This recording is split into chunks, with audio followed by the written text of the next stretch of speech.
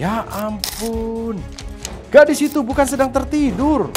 Posisi kepalanya sangat janggal, terputar ke belakang. Diberanikannya menatap lekat pemuda yang mendengkur itu. Ya Tuhan, pemuda ini sedang sekarat.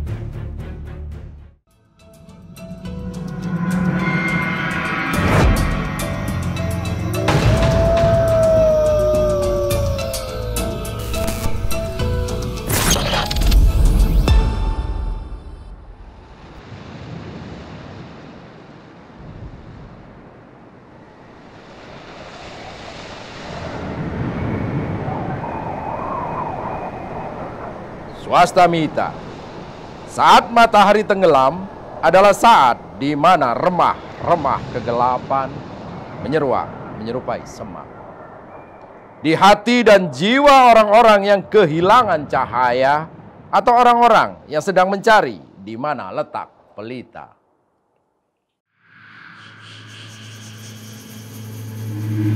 Bus kota terakhir.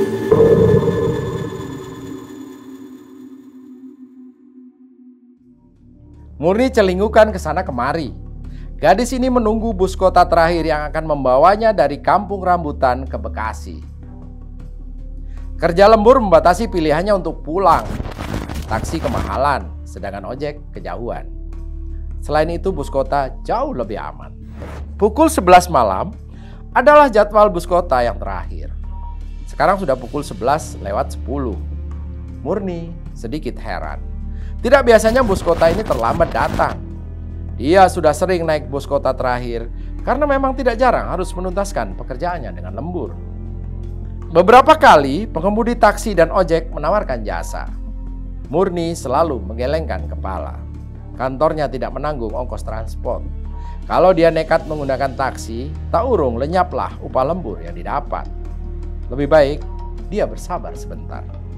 Seandainya kantor tempatnya bekerja tidak jauh dari stasiun kereta, pastilah dia lebih memilih untuk naik kereta. Cepat, tidak macet, dan murah.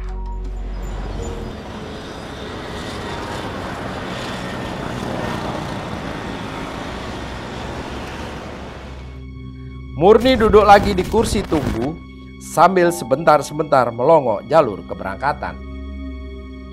Masih kosong. Bisa-bisa dini hari dia baru sampai rumah. Kasihan ibunya harus membuka pintu pagar malam-malam. Murni hanya tinggal berdua dengan ibunya. Gadis cantik ini belum bersuami. Masih senang mengejar karir. Itu katanya berulang-ulang jika ibunya bertanya. Murni melihat layar HP-nya untuk memastikan bahwa jalanan menuju Bekasi tidak macet.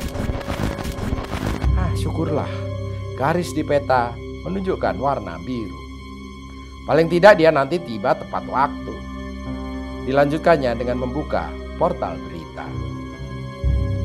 Gadis ini terlonjak kaget saat iseng melihat jalur keberangkatan Bekasi. Lalu bergegas tengah berlari menuju bus kota yang ternyata sudah parkir di sana. Murni tidak sempat berpikir sama sekali. Tadi dia hanya sepersekian detik memalingkan muka ke layar HP. Dan tiba-tiba bus itu sudah nongkrong di sana.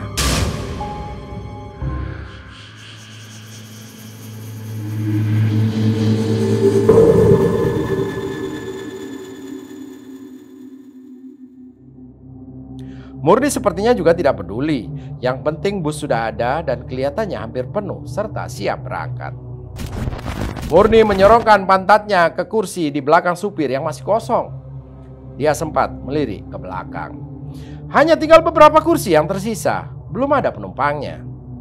Murni jadi semangat. Tak usah berlama-lama lagi ngetem di terminal. Berangkat, masuk tol, sampai rumah. Murni benar-benar merindukan kasurnya yang nyaman.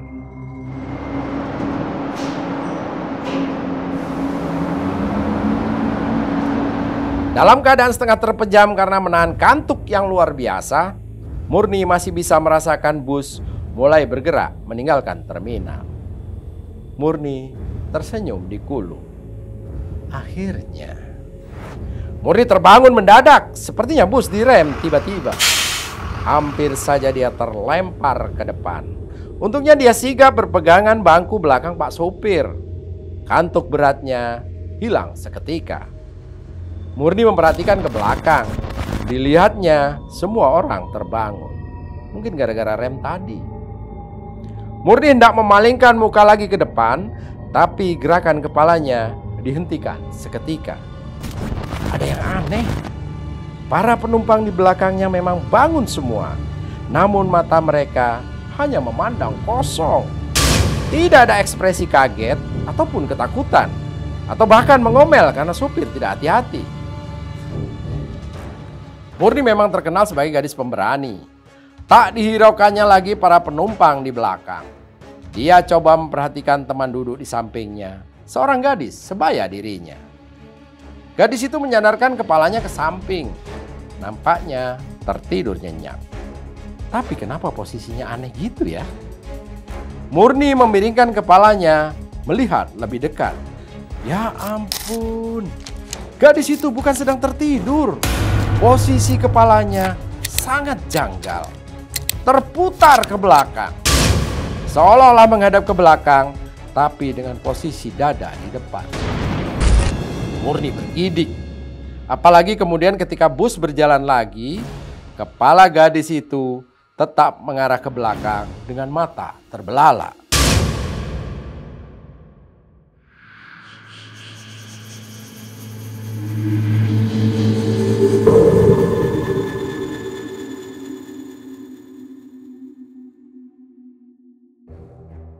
Murni hampir terlompat. Gadis itu melirik ke arahnya. Dengan posisinya yang sangat aneh itu, lirikannya menjadi sangat terasa mengerikan. Murni buru-buru pindah ke kursi sebelahnya lagi yang masih kosong. Mungkin dia berhalusinasi. Murni tidak mau melihat lagi ke gadis dengan posisi aneh itu. Dia melirik teman sebangkunya, seorang laki-laki muda. Mungkin saking ngantuknya sampai tidak sadar dengkurnya terdengar begitu keras.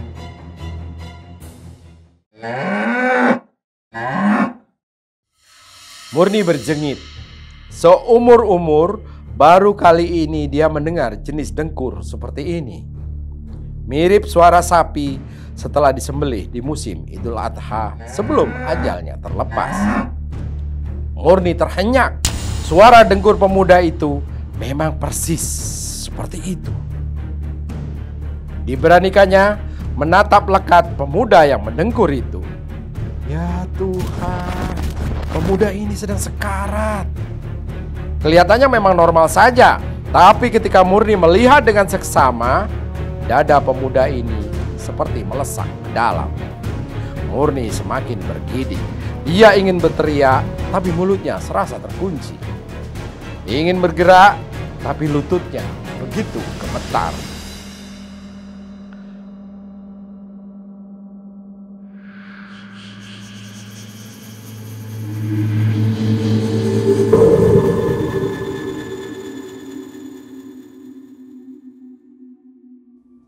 Pak supir, saya berhenti di sini. Tak urung dengan segenap kekuatannya, Murni berhasil memaksa mulutnya bersuara meski terbata-bata. Bus direm lagi secara mendadak. Pintu bus dibuka secara elektrik oleh sopir. Murni mengerahkan semua kekuatan hatinya melangkah turun, sambil tak lupa hendak mengucapkan terima kasih kepada Pak supir. Belum sempat kata terima kasih itu meluncur dari mulutnya, Murni lagi-lagi dibuat terengah-engah. Dilihatnya sopir itu memandang ke arahnya sembari tersenyum. Tepatnya meringis kesakitan. Mukanya hancur penuh darah dan luka. Sobek dan tersayat di sana-sini dipenuhi pecahan kaca. Tanpa babi ibu lagi, Murni melompat turun dari bus. Kemudian berjongkok menahan gigil yang menyelimuti tubuhnya. Bus itu menutup pintunya dan berjalan perlahan ke depan, lalu lenyap dari pandangan. Murni tidak mau melihat lagi. Segera saja diraihnya HP sambil berusaha melihat di lokasi di mana dia sekarang. Aduh, ini jalan tol. Murni membatin dengan ngeri. Matanya bertemu dengan papan penunjuk kilometer yang miring, remuk, dan hampir tercabut dari pondasinya. Kilometer 16. Murni menyentuh layar HP untuk coba menghubungi temannya. Matanya terpaku pada portal berita yang tadi terbuka dan belum sempat dibacanya karena terburu-buru naik bus. Kecelakaan hebat bus kota Bekasi Kampung Rambutan terjadi di kilometer 16 pada pukul 21.15 malam ini. Bus yang sedang melaju kencang di bahu jalan menabrak bagian belakang truk kontainer hingga terguling ringsek dan terbakar. Semua penumpangnya tidak ada yang selamat dalam kejadian tragis ini. Sopir tewas seketika dengan luka parah di seluruh wajah.